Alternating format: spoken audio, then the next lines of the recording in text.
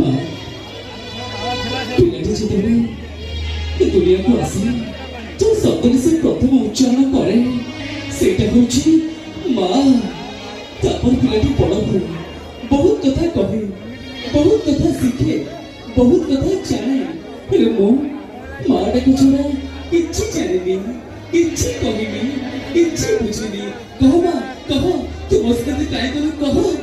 ମୁଁ ଶୁଣିଛି ସ୍ତ୍ରୀ ଲୋକମାନଙ୍କୁ ମଶାଣି ଯିବ ମନା, ହେଲେ ତୁ ମୋ ପାଇଁ ନିଶ୍ଚୟ ମଶାଣି ଯିବ ମା।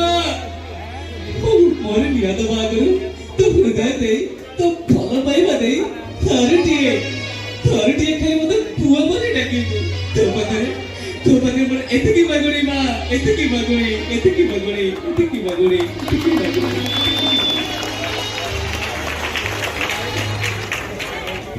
ସମସ୍ତଙ୍କୁ ବହୁତ ବହୁତ ଧନ୍ୟବାଦ।